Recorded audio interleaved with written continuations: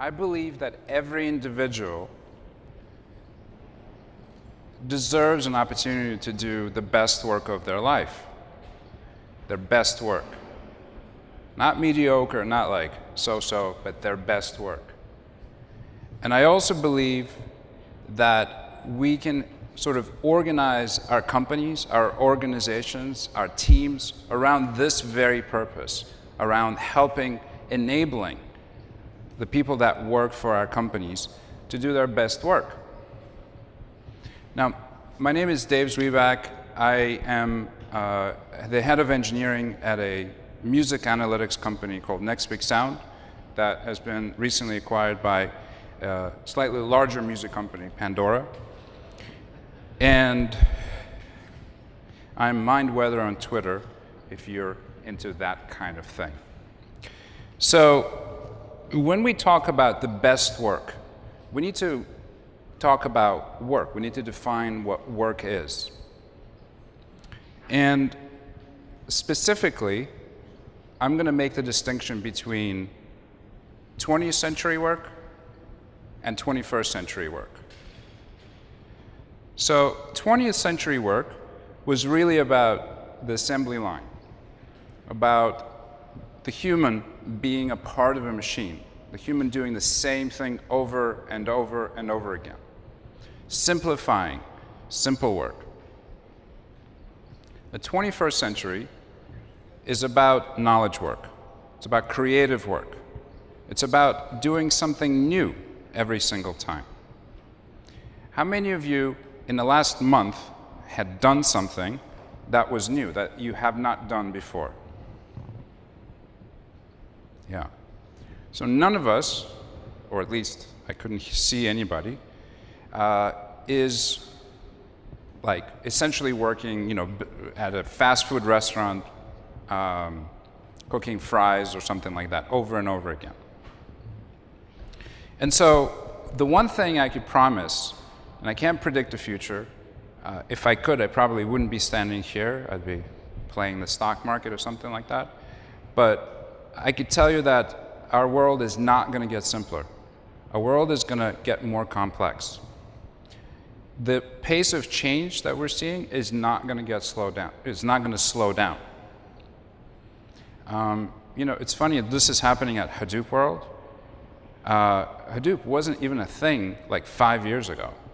And now the majority of this humongous 4-block structure is devoted to this new technology. So when we talk about work,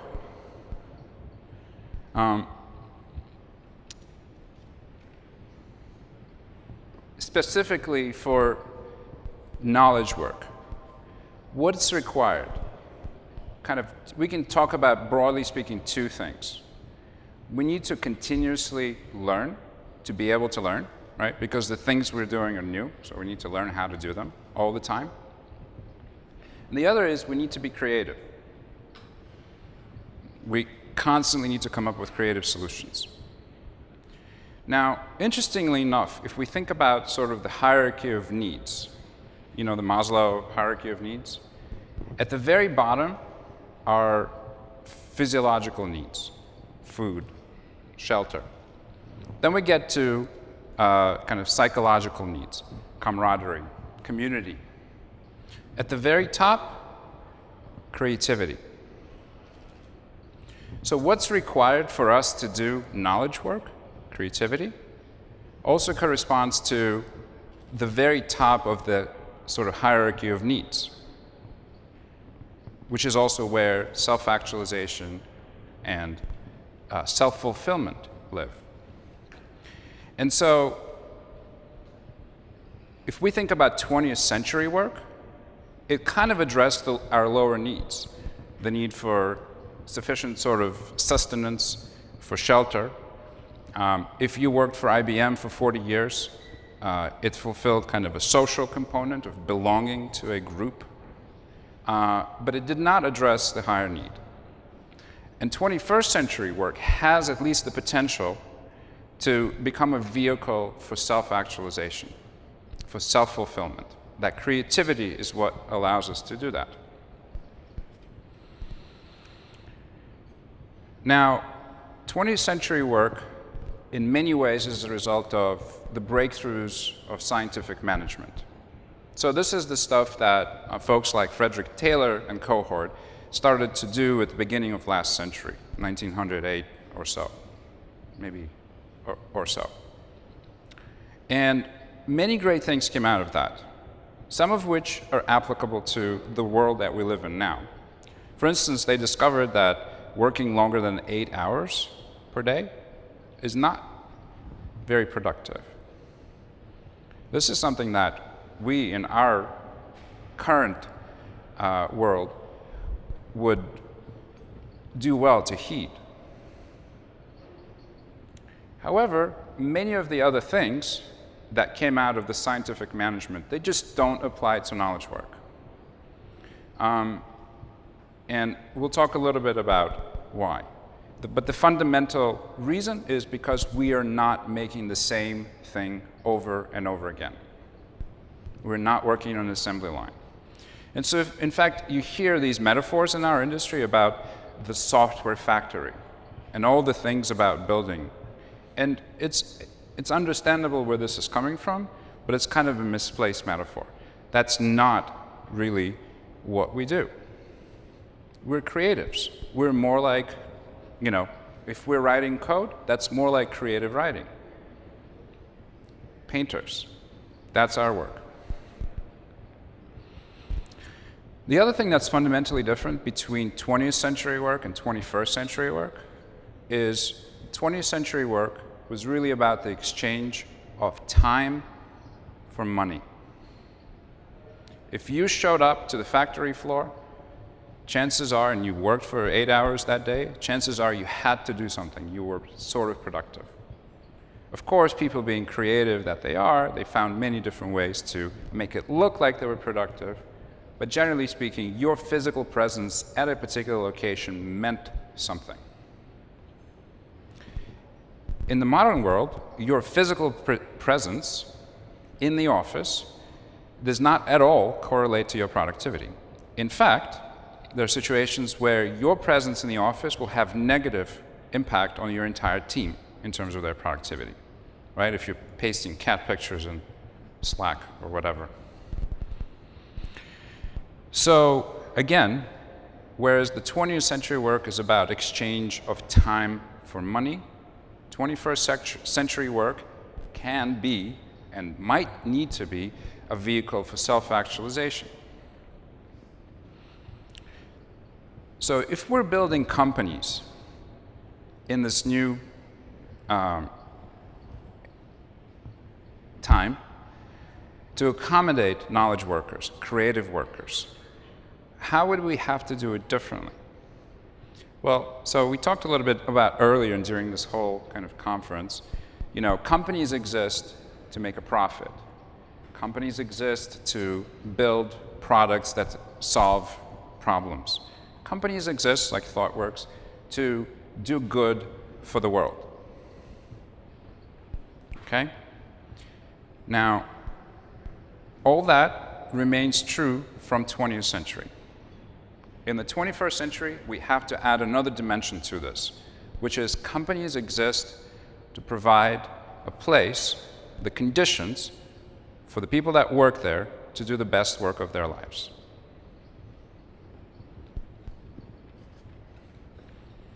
Now, you might be wondering, well, how do you actually do this? Sounds maybe okay, maybe not convinced yet. But how do we actually do this? What do we, as leaders, managers, all of us in this room, what do we focus on? What do we manage? How do we lead? There are many different ways. I do not pretend to have the best practice here. No such thing really exists. But I'd like to share with you something that I think works, that I've seen work. And that is, leaders and managers focus on one thing: engagement. Engagement. What does that actually mean? So the Gallup organization, they've been studying engagement for about 40 years.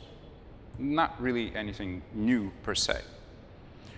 And what they've discovered actually, before I get there, what they've discovered is that about 70% of the people currently, and this spans cultures, countries, different companies, are not highly engaged at work. 70%. If 70% of this room had the flu, we would say this is an epidemic. We'd call the CDC and all that. And a certain percentage of the 70% are highly disengaged at work. Checked out. They show up, but they might as well not be there. And I'm sure that you know of folks that maybe you work with, have worked with, or maybe you yourself remember earlier in your career situations where you were checked out and how that felt. So that's disengagement. What is this engagement? So turns out, and this again, Gallup, there are 3 things that you can do to help people be highly engaged at work. Number 1, they get to do what they love every single day. Number 2, they get to do what they're best at, use their strengths every single day. And number 3, there's somebody in their company, not necessarily their manager, who cares about their development. So really 3 things. Do I get to do what I'm best at? Do I get to do what I love? By the way, not necessarily the same thing. And is there somebody who cares? Pretty simple. Now, what's all the fuzz or buzz about engagement? It turns out that organizations with high levels of engagement do exceptionally well in all the business metrics that we care about, such as profitability, employee retention, customer satisfaction, all the things we want.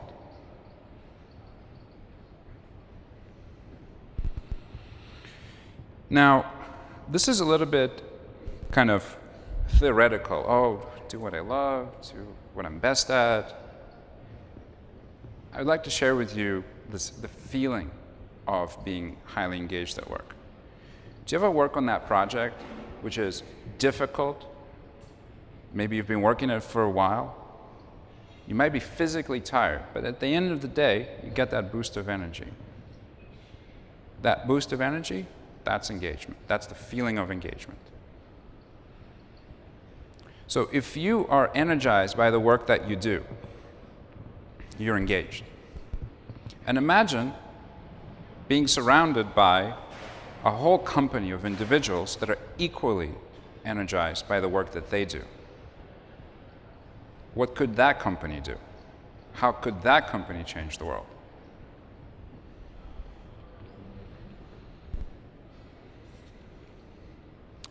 Now, again, we're talking about what would it take to build a company like that. And the first thing that I could tell you is that at least one of the things you might need to consider doing is getting rid of or minimizing hierarchy. And it's not just small little startups that are coming to this kind of realization, but also bigger companies. There's one in Brazil called Ronco. You can read there's a book about that. And fundamentally, the role of management becomes not so much about maintaining hierarchy, but about helping each individual in that company maintain high levels of engagement. By the way, if anybody has any questions or like violent opposition, please raise your hand. Let's make this interactive. It's the end of the day after all. We're good so far? Or so when we talk about sort of companies without much hierarchy, companies that you might call self-organizing, self-managing, it sounds a little bit like, you know, the insane running the asylum, right? Everybody's just doing whatever they want. It's totally chaotic. Can be, but Chaos is actually very short-lived in most places. Somebody inevitably steps in to put in a little structure, a little constraints. When we hear about constraints, we often think of those things as limiting, but there are some constraints that actually are empowering, enabling. And so if you wanted to create a workplace where people could do the best work of their life, a little constraints, a little helpful constraints will go a long way. What are those? There are two sets. One set are company constraints. What I mean by company constraints, we are a company of a particular size, with this many employees, with this skill set, with this much money in the bank, in this particular business. In my case, we're a company that makes music analytics software. We don't make drones. Sorry. And the important thing is that everybody in the company really understands what the company constraints are. So that becomes part of the communication sort of overhead that's necessary, that managers and leaders need to do. And this is where the constraints usually stop. There's a second set of constraints, which is each individual's. What am I, as an individual, best at? That's a constraint, because you want to be doing that a lot. What are my values? What's important to me? You want to be doing things that align with those values. Where am I going? What are my long-term plans? Those also are constraints. You should be doing things that align with the direction that you've chosen for your career. And so this is essentially the recipe. When company constraints, it's kind of a Venn diagram, right? When company constraints tightly overlap with personal constraints, that's the recipe for folks being able to do the best work of their life. When they start to drift, as they sometimes do, that's an opportunity to have a difficult conversation, because that's probably not the best place for that individual at that time. This company is probably not the best place. Does this make sense?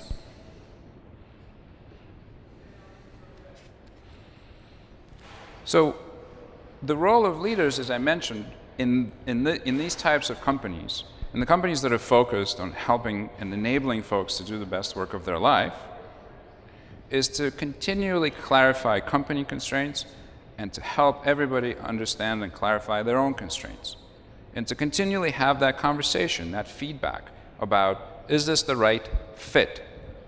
But now we're not talking about fit in some kind of vague, obscure, like you look like me, I would like to hang out and drink beers with you way, but we're talking about actual, more concrete, real things that actually contribute to productivity and happiness. Now, what happens when those constraints, that Venn diagram starts to diverge? Do you ever have a headache and you're like, take an aspirin and the headache goes away, right? Done, finished. Except you don't really know at that time, was the headache just, because of the weather, or was it something more systemic? So when we have kind of low performance in our organizations, we tend to focus on the symptom. Here's the low performance. How can we fix that? And we tend to get short-circuited by looking at the individual who is exhibiting that. Oh, well, we need to work with this individual to, maybe that individual needs to be fired or transferred or retrained or whatever is the case. But in the same way, as with the headache, this could be a systemic issue. And in my experience, low performance universally correlates with lack of engagement.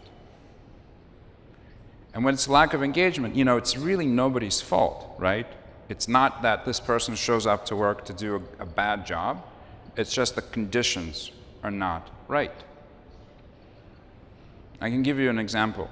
Where I had an individual who worked in my company for about a year, and his kind of engagement, as was evident by his mood and his productivity and so on, was all over the place during this time. And at some point we started having this conversation of like, this is happening. What's going on? And what we discovered are a couple of things. Number one, he was highly engaged with working on the kinds of things that he could only work part-time or on the side at our company. Number two, he loved pairing. And we also, some of us, like pairing, but it's not a required kind of thing. To make a long story short, we introduced him to a company who loves pairing, and this is where he's working now. And he's happier and more productive. Okay? Now, let me be clear, it's a difficult conversation, but it's not about that person. It's about the conditions, it's about the system within which this person is working.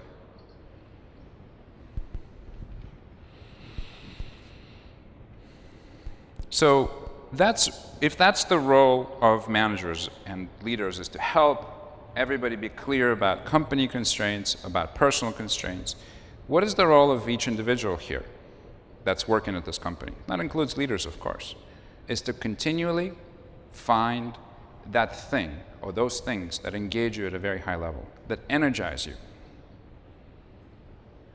And to continually choose to work on those things. And to say no consciously to the things that drain you.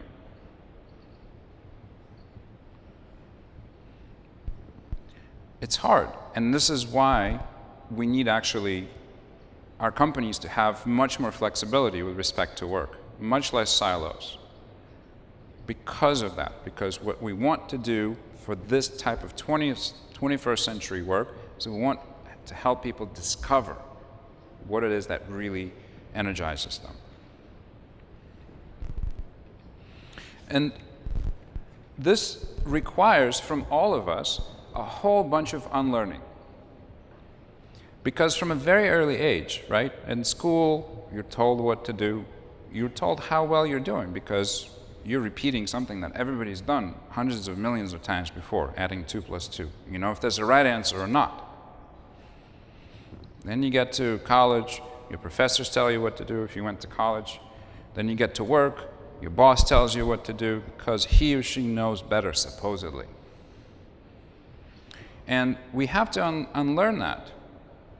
We had one person who left our company, and when we did a sort of a retrospective with him, he said, I just wanted somebody to fucking tell me what to do. It's really hard. Right? And so it's not for everybody. So I don't want to kind of put lipstick on a pig, so to speak. This requires very active participation of everybody in the company. So what are some of the requirements for building these kinds of companies? So we've heard earlier today about remote work. Basically letting go of time and physical place as constraints. Again, you showing up in an office does not mean productivity. You figuring out where you work best, which location, be it your home or the library or the office, and at which time, that results in productivity. Also results in happiness. The second thing, and again, mentioned earlier today, safety. We need safety because the work we're doing is fundamentally new. We cannot figure out what it is that the system that we're building, or the service, or the company, what it's going to look like without experimentation. Experimentation, obviously, will result in failure, at least some of the time. If not, you're not really experimenting, or you're exceptionally lucky. So not only that, but the systems and the services and the things that we wind up building, because they're so complex, will wind up failing. Failure is a natural kind of part of a functioning complex system.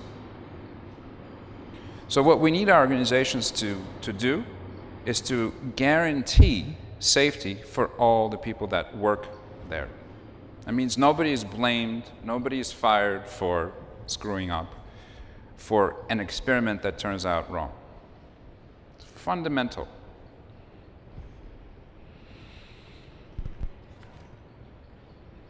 The other thing, and this is a tricky one, is what's required is continuous and immediate feedback. And this is on a systemic level. We want our systems to continually give us immediate feedback about if something's going right or something's going wrong. We also want that from our teams, right? Because how do we know if the things we're trying are succeeding or not? Now, you might say, well, look, I've already have something like that in my company. They're called annual or semi-annual performance reviews. Is that the same as continuous feedback? So the problem that I have with performance reviews, other than there's basically no literature in existence that says that they are actually beneficial, is that they're too late, they're too high level, they're often used as a way to basically write up a case for how you promote or reward people. So they're too much tied to reward. They're not actually useful as far as feedback is concerned. They're just too late. With the complexity of the systems that we work with, and if we want to work and enable folks to have kind of places where they could do the best work of their life, the most that you have to wait for feedback should be a week. 1 week. Not every 6 months.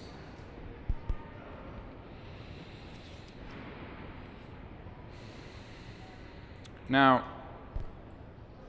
so what lever, if I'm not doing reviews, but I'm doing continual feedback, how do I think about paying people?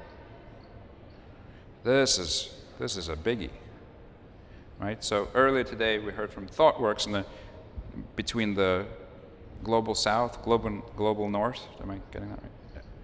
So there's a pay discrepancy there, but let's say you have a fairly flexible working arrangement, and an engineer gets interested and starts doing data science work, or a designer starts doing engineering work.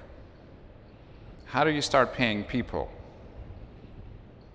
Do you, let's say the data science project lasts for 2 months, do you then pay that engineer the data science wages for 2 months? Gets a little tricky. And so the best thing that I've found personally, and please somebody fix this problem or address this problem, is people want to make sure, more than anything, that they're paid fairly.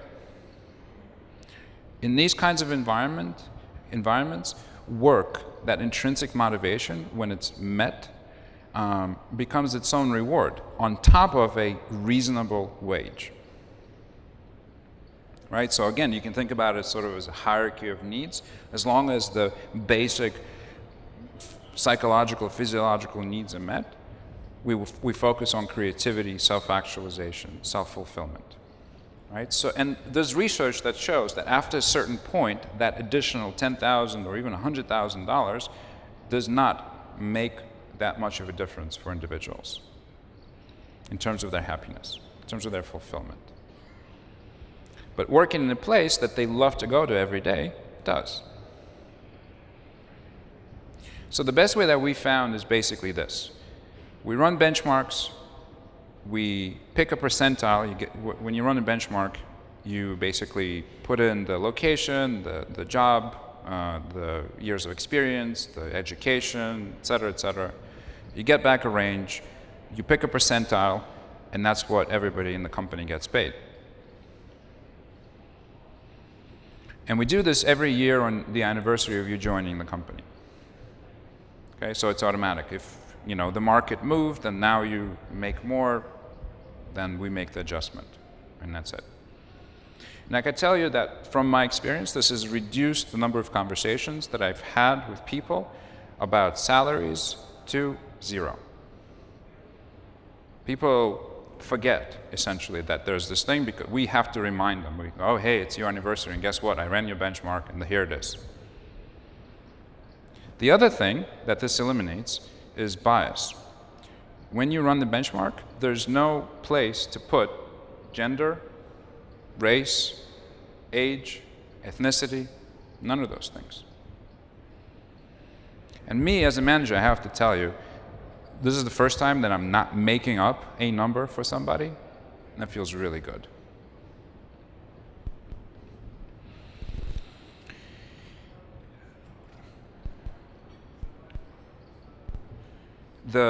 I worked in finance for quite a long time. And there was kind of a dark art for this whole promotions and titles, and this year you get a title bump, and next year you get a salary bump, all this stuff. How many folks had worked in finance? Yeah, so you know what I'm talking about. And the moment these incentives are there, people are very creative and resourceful. So what they start doing is they start figuring out, how can I possibly maximize my ability to get that next title, to get that pay bump? Not necessarily that it's going to make their life better, not necessarily that it's going to improve the work that they're doing or their engagement with it, but it's there. And why not take advantage of it? So I've seen this, and their whole creativity starts to kind of shift from like, what's the coolest thing, the most engaging thing that I could possibly work on, to maximizing earning potential. Nothing wrong with that per se, except that's kind of a lost creativity. And so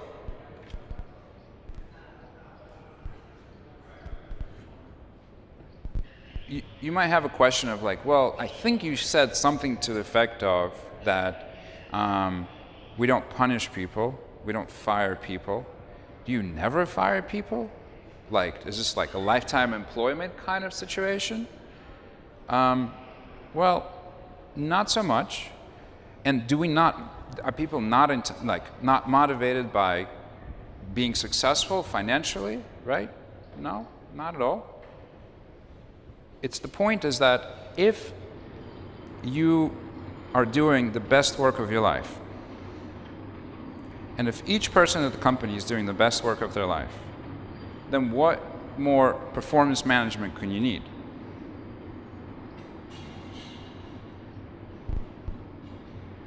And if you're not, then it's a different conversation. It's a conversation about like, hey, are you excited about building drones? Well, there's probably 10 companies that you can go to build drones. Go knock yourself out. We in this room, we're in a very privileged position to be able to do that. This does not yet apply to the entire world, but we have it. We have this choice.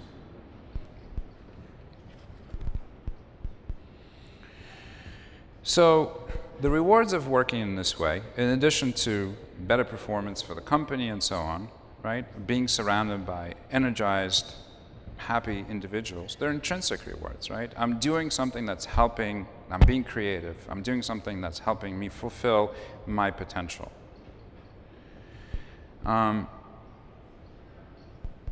These, kind of by accident, but it so happens we're also setting up conditions for flow. You know, that state of being really engaged, really engrossed in your work, forgetting to eat and all that? Why? Because we're not putting artificial barriers for people in terms of what are the kinds of things that they can work on. As long as they're available within the company, you can work on them.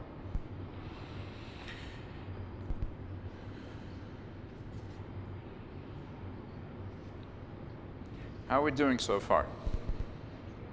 Any questions?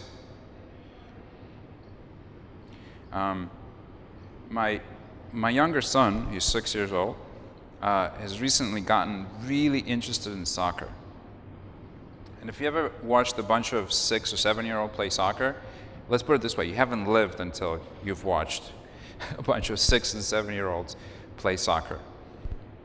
And I was kind of observing the game, and what occurred to me is that the way that this game is being played actually is a pretty good metaphor for the type of work that we now do.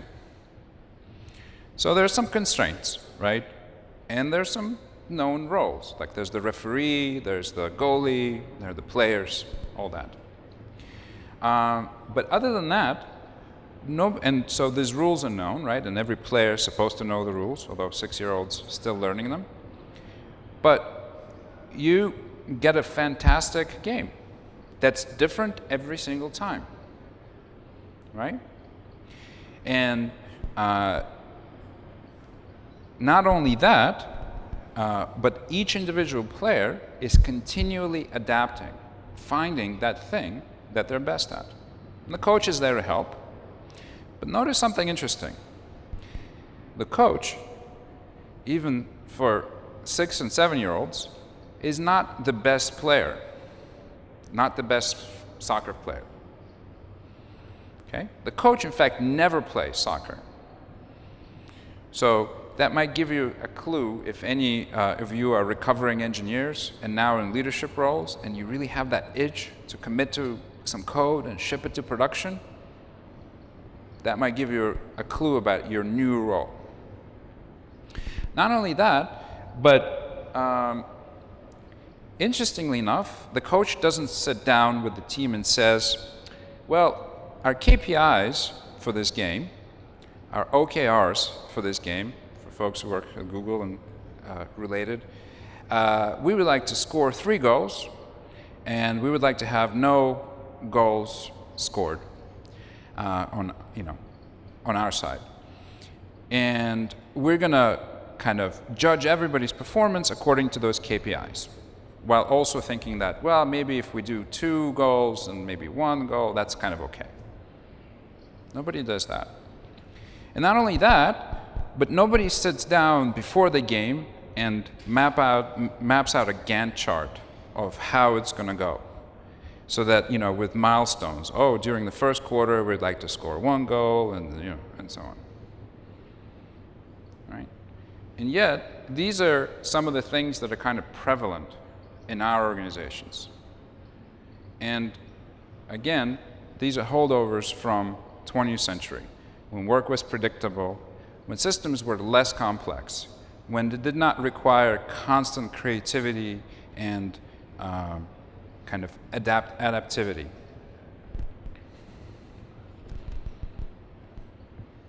So the good news is that everyone in this room is a 21st century leader.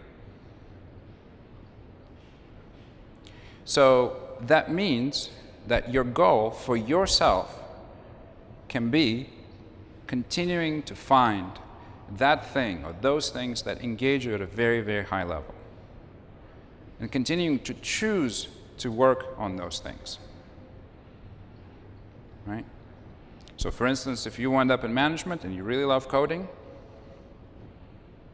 maybe go back to coding. The world will be a better place. And so for those of us who find working with people energizing, our job, our role, is to help them find that work that they find energizing, and enable them to do the best work of their lives. Thank you.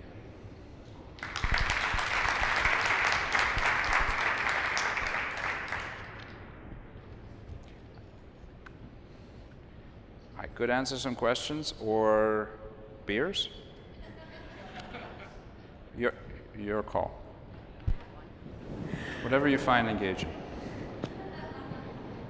I'm kind of curious what happens to your company when you get bought out by a very big company. How does that culture, without getting to specifics, but have you already started having those conversations? How does that start to work? So in our particular kind of circumstances, we had a couple of folks that wanted to acquire us. And we specifically chose this particular one because we thought that their culture was actually quite close to what we were practicing. They're also trying to build a very human-first, humanistic kind of organization. And they talk about it in those terms internally. So that gave us some comfort, of course.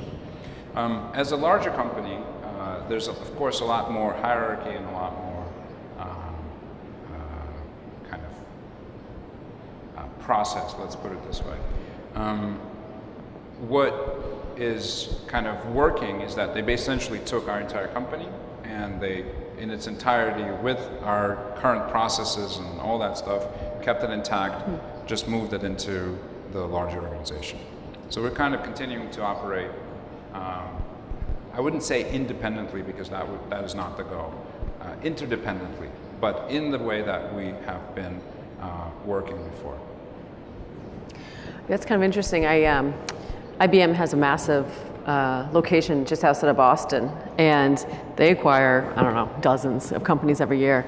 And so when I did a walk through, they actually kept every company together in this location with their branding and everything. So you were working at your company around 12 other companies, but at IBM, until they, figured out what they were going to do with this product, how they're going to integrate it with other IBM things, just how they were going to do it, because they realized this was a long process. This is not something that you can do all at once. Yeah, and the thing, from the experience of a lot of people who have acquired companies, right, that's actually kind of a bit of an anti-pattern, is to take a company and kind of split it up, and unless it's like an acqui-hire situation where you just want the bodies, so to speak. But even that, I don't think actually works very well from all the things that I've heard and read. The other thing that there's sort of this respect that we're very respectful of the larger company's culture, and they're of ours.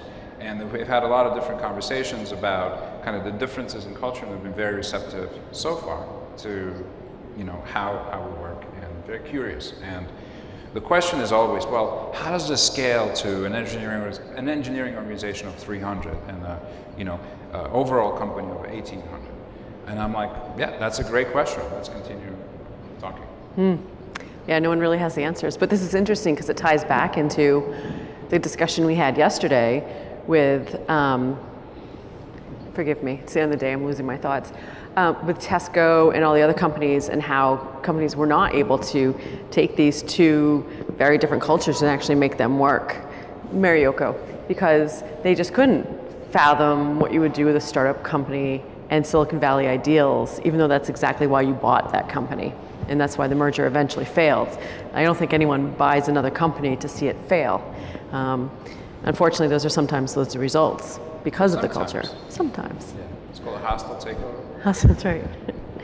Any questions for Dave? I would also highly recommend Dave's book. It's called Being Blameless, where he takes on, fantastic,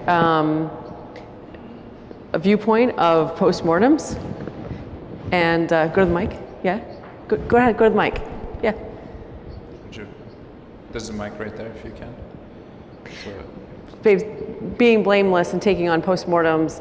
We also call them retrospectives, and kind of a different way of approaching how does a project actually work, what you learn after the project is finished. Go ahead.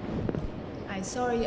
So when you start talking about making sure that people are energized, everyone's love what they do, right, in your company, and get it. I'm so sorry. I'm sorry.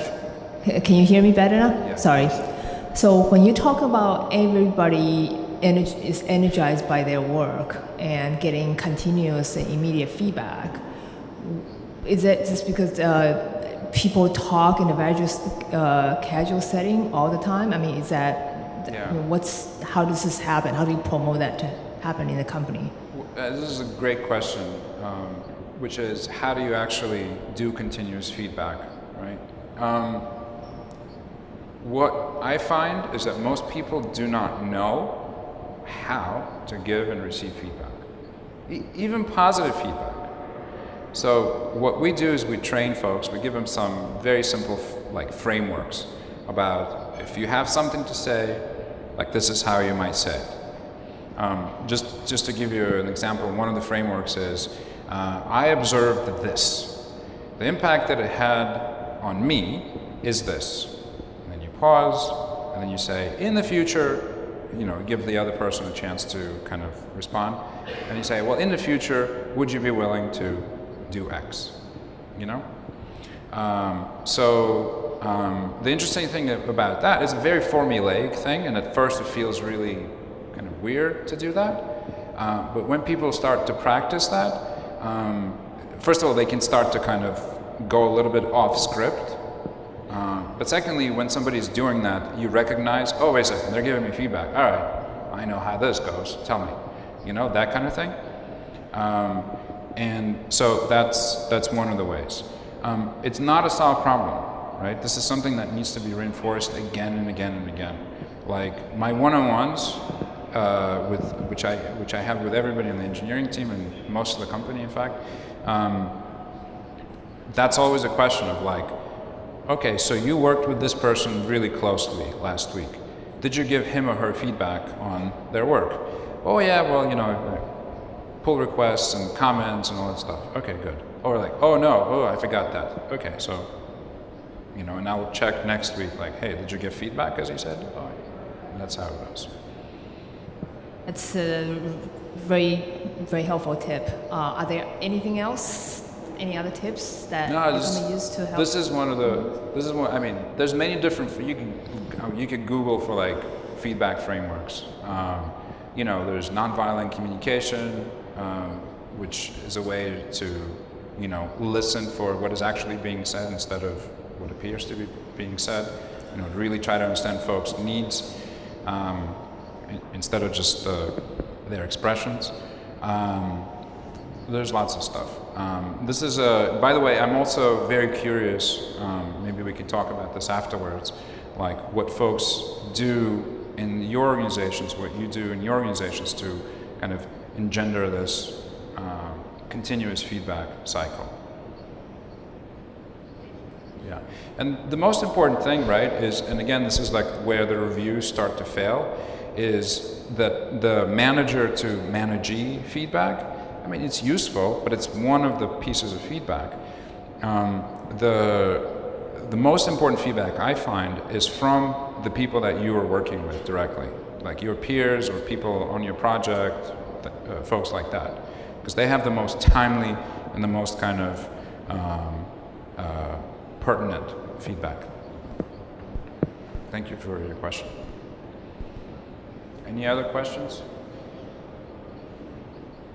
All right. Okay. Thank you, Dave.